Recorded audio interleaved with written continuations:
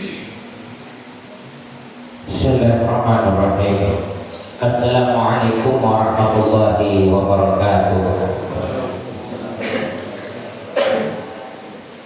Alhamdulillahilladzi faddalana bi syahrin mubarak, syahrul Qur'an, huwa syahrul Ramadan. Wa anzala al-Qur'ana fi syahrin mubarak, wa fi lailatin mubarak, wa fi makanin mubarak. Asyhadu an la ilaha illallah wahdahu la syarika lah, wa asyhadu anna sayyidana Muhammadan abduhu wa rasuluh. Allahumma salli ala sayyidina Muhammadin wa ala alihi wa ashabihi ajma'in. Amma ba'du. Jamaah subuh yang insyaallah dimuliakan dan dirahmati oleh Allah Subhanahu wa taala. Bulan Ramadan dikenal sebagai Syahrul Mubarak, yaitu bulan yang penuh berkah. Kata Imam Al-Ghazali, berkah itu adalah ziyadatul khair. Yang namanya berkah itu adalah bertambahnya kebaikan. Jadi di dalam bulan Ramadan ini, ketika kita memperbanyak ibadah kepada Allah Subhanahu wa taala, maka akan mengantarkan hidup kita penuh dengan keberkahan, sehingga ibadah-ibadah yang kita lakukan tidak hanya akan bertahan di dalam bulan Ramadan, tetapi akan keluar dari bulan suci Ramadan, tetap akan istiqamah di dalam menjalankan ibadah kepada Allah Subhanahu wa taala. Nah, bagaimana cara memperoleh yang namanya keberkahan tersebut? Yang pertama kata ulama adalah dengan memiliki ilmunya. Jadi kita tidak akan berusaha untuk mengejar keberkahan di dalam bulan suci Ramadan manakala kita tidak kenal dengan keberkahan tersebut. Ketika seseorang berjabat tangan dengan kedua orang tuanya, akan ada anak yang mencium tangan kedua orang tuanya, ada juga yang tidak mencium tangan kedua orang tuanya. Kenapa? Karena ada yang paham dengan keberkahan mencium tangan kedua orang tua, ada orang yang tidak memahaminya. Jadi pengetahuan kita, pemahaman kita terkait tentang keberkahan akan membuat kita untuk mencari yang namanya keberkahan tersebut. Dan kalau kita sudah tahu ilmunya, maka kita akan mencari jalan cara agar supaya meraih yang namanya keberkahan itu. Kemudian yang kedua, jadi setelah kita mengetahui keberkahan itu, agar supaya kita memperoleh keberkahan, yaitu yang kedua adalah menanamkan keinginan di dalam hati untuk meraih keberkahan itu. Karena meskipun kita ini tahu bulan Ramadan ini adalah bulan yang berkah, manakala tidak ada keinginan untuk meraih keberkahan, maka tidak bisa terwujud keberkahan tersebut. Jadi Ramadan yang berkah, tetapi kitanya yang tidak berkah. Ibaratnya kita ini di hadapan kita ada makanan yang sudah siap untuk kita makan, tetapi kalau tidak ada keinginan untuk menyantap makanan tersebut, maka kita tidak akan menyantap makanan tersebut. Beda dengan orang yang ada keinginan. Makanya kalau kita mau meraih keberkahan di dalam bulan Ramadan, harus ditanamkan di dalam hati kita keinginan untuk meraih keberkahan Ramadan itu. Ada orang kaya tetapi tidak menunaikan ibadah haji. Kenapa? Karena tidak ada keinginan di dalam hatinya untuk menunaikan ibadah haji. Ada orang yang miskin yang cuma tukang tambal ban, bisa dilihat di media sosial. Ada orang yang hanya orang miskin tetapi mampu menunaikan ibadah haji. Kenapa? Karena ada keinginan. Ketika ada keinginan dan berusaha untuk mencapai keinginan tersebut, maka faiza azamta fatawakkal ala Allah. Kalau sudah ada niat dan sudah berusaha, tawakal kepada Allah Subhanahu wa taala, maka Allah akan membukakan jalan yang terbaik untuk meraih apa yang kita inginkan tersebut. Itu yang kedua.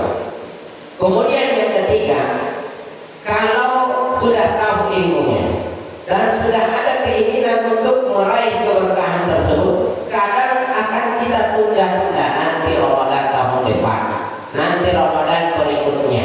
Maka yang ketiga yang harus kita lakukan adalah menanamkan kekhawatiran di dalam hati kita. Jangan sampai Ramadan ini adalah Ramadan terakhir bagi kita. Jangan sampai Ramadan tahun ini adalah Ramadan yang terakhir dalam hidup ini. Dan memang tidak ada jaminan bahwa kita semua yang hadir di masjid ini akan bertemu dengan Ramadan tahun depan. Kenapa? Karena ajal bisa datang di antaranya. Makanya tanamkan di dalam hati kita, mungkin ini adalah Ramadan yang terakhir, sehingga kita ada keinginan untuk memperoleh untuk memaksimalkan ibadah Ramadan kita. Sama halnya dengan orang yang sholat. Ketika dia sholat, ya dia ada niat bahwa sebentar kita main bola. Habis sholat kita mau ya bermain bola, maka sholatnya akan buru-buru. Tetapi coba dihadirkan di dalam hati kita, mungkin ini adalah sholat yang terakhir, maka tentu kita akan memperbaiki kualitas sholat kita, bacaan diperbaiki. Kenapa? Mungkin ini adalah sholat yang terakhir. Kalau di dalam hati kita ada kekhawatiran, mungkin ini adalah Ramadan yang terakhir bagi kita, maka kita akan memaksimalkan ibadah Ramadan kita yang kita hadapi sekarang. Kemudian yang keempat, setelah ada kekhawatiran, maka tentukan target. Kalau tidak ada target, maka susah untuk mengejar, meraih banyak. Kalau tidak ada target, makanya kata ulama, kalau memasang target itu jangan target yang rendah, target yang tinggi. Jangan pasang target saya Ramadan tahun ini hanya mau membaca 5 juz. Ya, tetapi pasang target 30 juz. Pasang target 2 kali khatam. Pasang target yang tertinggi. Jangan bercita-cita setinggi gunung. Karena kalau jatuh itu jatuhnya ke dasar yang terendah. Tetapi bercita-cita seperti bintang di langit, setinggi langit. Kalaupun terjatuh, maka terjatuhnya di antara bintang-bintang. Kalau kita cita-cita jadi bupati, paling tidak jatuh jadi wakil bupati, jatuh lagi paling kepala dinas, jatuh lagi paling kepala desa. Tapi kalau kita cita-cita jadi kepala dusun, maka jatuhnya ya jadi rakyat biasa. Orang kalau punya cita-cita yang tinggi akan ada usaha, ya akan ada usaha, sehingga kalaupun tidak berhasil, maka target yang dia tuju, ya kalau dia tidak mampu mencapai target tertinggi, paling tidak akan jatuh terlalu rendah. Kenapa? Allah tidak akan mengecewakan hambanya, dan usaha tidak akan menghinakan hasil. Orang yang berusaha menjadi wajah, siapa yang bersungguh-sungguh, maka pasti dia akan memperoleh apa yang dia inginkan. Nah, apa sih ciri-cirinya takwa itu? Jadi apa ciri-cirinya takwa? Yang pertama, orang apa ciri-cirinya keberkahan? Kalau kita mengetahui apa seseorang berkah atau tidak.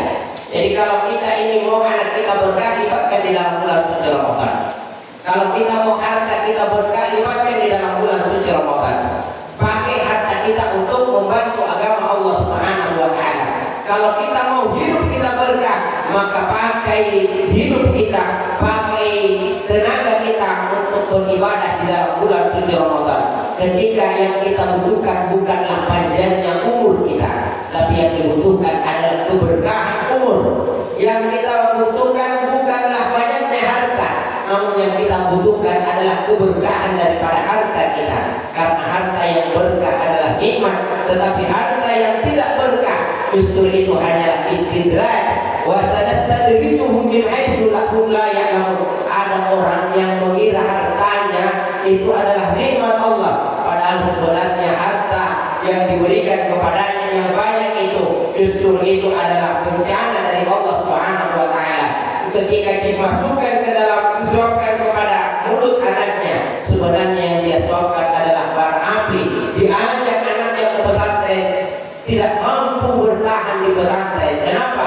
Karena harta yang dimakan adalah harta yang tidak berkah, harta yang haram yang masuk ke dalam tubuh manusia. Itulah yang membuatnya jauh dari Allah Subhanahu wa Ta'ala. Maka ciri yang pertama orang yang berkah hidupnya, yaitu kata ulama, dia akan merasa nikmat di dalam beramal.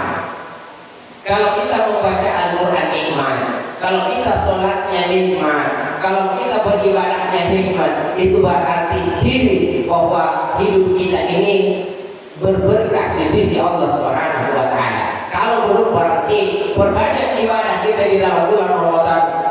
Mudah-mudahan dari sekian banyak kesibukan ibadah kita, Allah titipkan keberkahan daripada salah satunya yang mengantarkan kita untuk merasakan nikmatnya beribadah. Yang kedua adalah konsisten. Jadi orang yang berkah hidupnya itu akan konsisten istiqamah di dalam kebaikan. Jadi melakukan kebaikan itu mudah, tetapi yang sulit itu adalah istiqamah di dalam kebaikan. Sholat itu mudah, tetapi yang sulit itu adalah istiqamah. Istiqamah adalah kesinambungan terus menerus. Sholat lain itu mudah, tetapi yang berat itu adalah istiqamahnya. Sholat duha itu 2 rakaat mudah sekali, tetapi yang sulit itu adalah istiqamah. Dan yang dibutuhkan di dalam agama kita bukan banyaknya. Khairul amal, sebaik-baik amal ibadah kata ya ulama kita adalah aqdamuha wa iqalla, adalah yang rutin meskipun sedikit. 2 rakaat salat tahajud itu lebih baik asalkan itu rutin setiap malam daripada yang banyak jumlah rakaatnya namun hanya 1 kali dalam 1 minggu. Jadi yang dibutuhkan adalah istiqamah. Yang ketiga, orang yang berkah hidupnya. Yang pertama, dia akan merasa nikmat ketika dia beramal. Yang kedua, dia akan Allah akan kurniai keistiqomahan. Dan yang ketiga, Allah akan memberinya kesabaran. Jadi ketika hidup kita berkah, kita akan mampu menghadapi masalah hidup ini. Karena hidup ini penuh dengan masalah. Kalaulah Allah tidak mengaruniai kita keberkahan hidup, ya karena kesabaran itu kita ini tidak akan mampu bersabar kecuali Allah karuniai kita kesabaran. Allah yang menguatkan kita untuk mampu bersabar. Makanya kata sabar itu mudah, tetapi ketika Allah tidak mengaruniai kita kesabaran, maka sulit untuk sabar. Maka minta kepada Allah Subhanahu wa taala, mudah-mudahan dengan ibadah Ramadan kita tahun ini yang berusaha kita maksimalkan, mudah-mudahan Allah karuniai kita keberkahan dalam hidup ini, keberkahan umur, keberkahan harta, keberkahan keturunan kita, anak-anak kita, rumah tangga kita. Kalau semuanya berkah, maka insya Allah itulah yang akan mendatangkan di dunia hasanah wa fil akhirati hasanah, kebahagiaan di dunia dan kebahagiaan di akhirat. Wallahu muwaffiq ila aqwamit thariq. Wassalamualaikum warahmatullahi wabarakatuh.